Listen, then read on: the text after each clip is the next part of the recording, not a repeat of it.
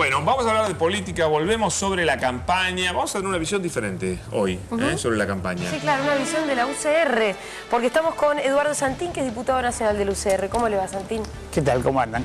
Bien. ¿Y cómo se ve todo esto desde la Unión Cívica, desde el radicalismo? Porque usted no es de la UCR, porque usted no está con Cambiemos, usted está con el gobierno nacional, ¿no es cierto? Nosotros apoyamos a la candidatura de Scioli.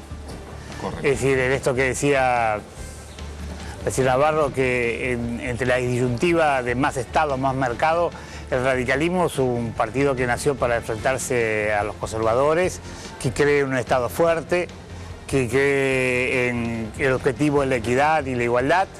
Por lo tanto, es decir, bajo esos conceptos, nosotros creemos que el Frente para la Victoria, digamos, ha llevado adelante un proceso donde, digamos, los argentinos hoy estamos mejor que hace varios años, y por lo tanto me parece que hay que ir por la profundización de este cambio y no retroceder. Digo, yo suelo decir que en la década del 90 me equivoqué, yo voté a De la Rúa. Hay muchos argentinos que votaron... Conservadores, recontra conservadores. Por eso, digo, yo lo voté desde la Unión Cívica Radical. Muchos peronistas votaron a Menem desde el peronismo.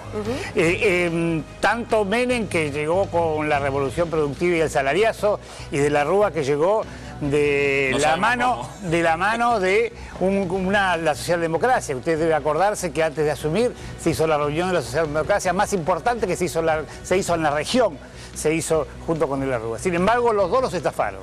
Pero De la Rúa llegaba con gente progresista también dentro de... ¿Cómo? Que De la Rúa también llegaba con un sector progresista. Pero eso, digo, pero llegó también con la UCR, que tiene un pensamiento progresista.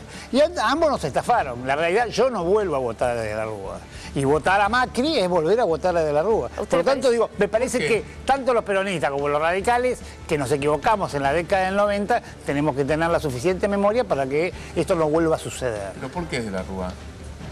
¿Por qué De la Rúa? Porque vienen por el ajuste, porque vienen, digamos, favoreciendo la política del mercado, porque creen que el mercado va a resolver los problemas, es decir, por encima del propio Estado, porque vienen a achicarlo específicamente. Es decir, por lo tanto, digo, la realidad tiene una concepción distinta. Cuando la discusión de esta elección es una discusión de la billetera. Es decir, ¿quién realmente maneja la billetera? O la billetera está en manos de la gente o está en manos de los que concentran el poder económico. Cuando vos bajás las retenciones, cuando vos eliminás impuestos, en la práctica estás transfiriendo recursos de un sector a otro. Entonces, por lo tanto, esta es una discusión. Otro día un vecino mío me decía, pero vos viste, no se puede ir al banco. Es decir, yo tengo que sacar plata del cajero y hay unas colas enormes. Claro, antes al banco iban 20 personas a sacar plata del cajero. Ahora hay miles que tienen el acceso específicamente con una tarjeta a poder formar parte de la redistribución de la riqueza del país. Por lo tanto, hay que profundizar esta política. Hay que, cuando en definitiva hemos crecido, nosotros debemos profundizar el proyecto de crecimiento en la Argentina. Y de la mano de aquellos que van a concentrar de nuevo la economía, no vamos a avanzar. Usted tuvo un concepto recién de que lo que es transferencia de recursos, ¿no? Que puede ser de un sector de la sociedad al otro o viceversa. ¿Piensa que eso lo percibe la gente que entiende que un gobierno representa ciertos intereses y otro? Con esta cosa que hay ahora que vamos todos juntos. Yo creo que aparte esta elección tiene mucho de visceral, ¿no? Es decir, digamos, y la gente ha perdido racionalidad. Entonces, nos parece que, digamos, hay que trabajar fundamentalmente por, es decir, que la gente vote por defensa propia. Y esto me parece que es un dato casi elemental. Es decir, uno tiene que votar para defender su laburo, para defender, es decir, lo que paga para viajar en colectivo, para, es decir, cómo paga las tarifas, cómo sus hijos van a la escuela. Digamos, la realidad uno tiene que defender lo que tiene. Y este me parece que es un dato, digamos, mucho más allá de lo visceral. Pero Eduardo, en el que parecen estar bastante cerca, los dos quieren bajar las retenciones, quieren levantar el cepo, quieren bajar la inflación, quieren bajar la presión impositiva porque ganancia está muy alto. Es decir, todo eso los dos lo quieren hacer. Tal vez la diferencia sea en el cómo, pero... No, pero los dos quieren bajar no, pero hay diferencias de fondo. Digo, la realidad es decir, si yo, pretendo mantener una mecánica de redistribución, es decir, yo voy a bajar las retenciones en la medida que esto me permita específicamente poder llevar adelante el proceso de redistribución que yo me he planteado. Digo, el hecho está en que si yo tengo que, digamos, seguir alimentando específicamente esta parte de la población a la cual ha accedido, es decir, en la repartija de la torta del país. Digo, porque en definitiva la economía es una torta única. Es decir, el problema es quién se lleva las porciones. Entonces digo, en ese debate, es decir, yo puedo, digamos, hacer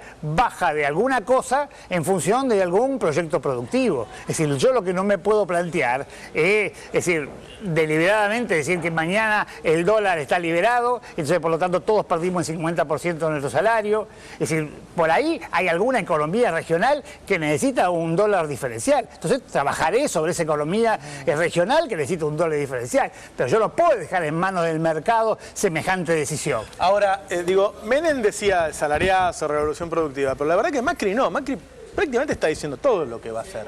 Claro, hay un engaño, por eso digo, Menem y De la Rúa nos engañaron. Digamos, de adentro del peronismo, de adentro del radicalismo, no dijeron lo que iban a hacer. Es decir, Macri con absoluto desparpajo dice lo que va a hacer. Entonces digo, la gente no tiene en esto retroceso. Ahora, no es bueno perder el valor del salario. Yo comparto plenamente lo que usted dice, Eduardo. Entonces tenemos que controlar la inflación, porque la inflación es justamente eso. Y la venimos controlando, es decir, hemos bajado 10 puntos en los últimos años y en el último año, es decir, hablando mira, hasta del índice del Congreso. Si cualquier índice que vos tomés, entre el año del 2014 y el 2015 hemos bajado 10 puntos. Entonces, digo, este mecanismo de que la inflación está disparada, que todo se fue a la miércoles, es mentira. Sí, la Argentina está en absoluta tranquilidad. Digo, lo que tenemos que hacer es ir por mejor, ir por más. Pero en definitiva, la inflación no es el problema de fondo. Digo, porque la inflación en la medida que la gente forme parte de esa redistribución, porque la realidad es que cuando en los Estados Unidos, es decir, Obama puso en marcha un plan de redistribución para, digamos, fortificar el mercado interno y eso puso en marcha la economía, a todos les pareció fantástico. Lo hacemos nosotros y esto es un desastre. Digo, es decir, la realidad tenemos una contradicción fenomenal. Estamos comparando con Estados Unidos, debe ser no, eso. No, porque la economía de los Estados Unidos creció y la economía de nuestro país también se mantiene en base a mantener el consumo. Vos fíjate lo que le pasa a los países de la región. Entonces digo, es decir, esta decisión de mantener el consumo, de poner el Estado al servicio de la sociedad, en definitiva de poner en marcha el mercado y la producción interna, que esto significa fuente de laburo, significa que la gente tiene capacidad para consumir y para poder comprar, para poder irse de vacaciones, para poder disfrutar lo que significa el crecimiento de un país. De nada sirve que vos crezcas si en definitiva la gente no participa de ese crecimiento. En la época de Menem crecimos y la gente no participó del crecimiento. Digo, esta es la diferencia con lo que nos ha pasado estos últimos 10, 15 años. Digo, la realidad de fondo es que la gente ha participado de ese crecimiento. Y esto me parece que es lo que hay que defender. Es decir, tener la billetera en mi propia mano. Es decir, no dejarle la billetera a otro. Santino, usted como parte del Partido Radical, ¿qué evaluación hace de la convención de Gualeguaychú? Básicamente el lugar que está ocupando el radicalismo en la Alianza Cambiemos. La realidad es que el radicalismo, es decir, digamos, en los últimos 15 años, es decir, se hizo cargo del partido una conducción que son los sectores conservadores del partido. Esto nos ha pasado a lo largo de los 125 años varias veces.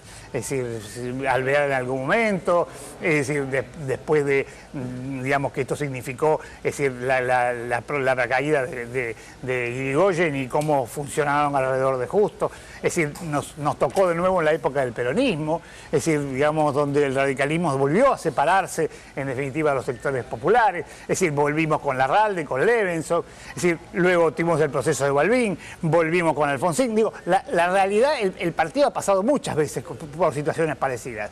Hoy los sectores conservadores se hicieron cargo del partido. Esos sectores conservadores hicieron una alianza conservadora. Y está bien, porque la realidad es que si yo te pregunto a vos y vos me decís soy peronista, la segunda pregunta que tengo que hacerte es ¿con quién estás?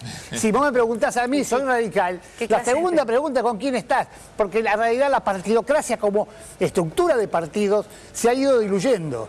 Porque hoy nos estamos encontrando en frentes que tenemos distintas visiones, digamos, como decía ayer Navarro, de aquellos que queremos un Estado fuerte, de aquellos que quieren un mercado fuerte. Y bueno, y es bueno que Sanz esté con los conservadores. ¿Por qué conservador? En el 2003, cuando el radicalismo fue a elecciones, es decir, Sanz lo apoyó a López Murphy. Entonces digo, es coherente con su forma de pensar. Es coherente, digamos, Morales, el lugar que ocupa. Son coherentes. Digo, yo también soy coherente. ¿Y qué Digamos, porción y por lo del tanto no me radicalismo quiero se quedó poner. afuera ahora? ¿Qué porción del radicalismo está fuera del partido hoy? Bueno, en su digamos, posición. la realidad es que si el radicalismo, que es decir, representó históricamente el 25, el 27% de los votos, hoy si fuera en una elección, la realidad es decir, ha perdido una gran cantidad de votos. ¿Por qué los perdió? Los perdió porque el radicalismo dejó de representar a muchos sectores. Es decir, tuvo que aliarse específicamente en esta alianza conservadora para ponerle, es decir, la infraestructura a un candidato que no tenía infraestructura nacional. Es decir, la realidad le alquiló un partido para que le fiscalicen en los lugares que necesitaban. Entonces digo, la realidad, el radicalismo perdió su propia identidad en función de eso. Miles de radicales como nosotros, ya, digamos, hace tiempo algunos, es decir, se fueron votando al Frente para la Victoria y otros, es decir, nos estamos organizando con Forja específicamente, digamos, en lo que significa específicamente un radicalismo de características populares. Bueno, muy bien. Es otra visión, ¿no? Hemos hablado mucho con peronistas, en este caso un radical. Muy amable, Eduardo. Dale. Gracias. Muy amable. ¿Nos vamos a la pausa? Vamos a una pausa, ya volvemos.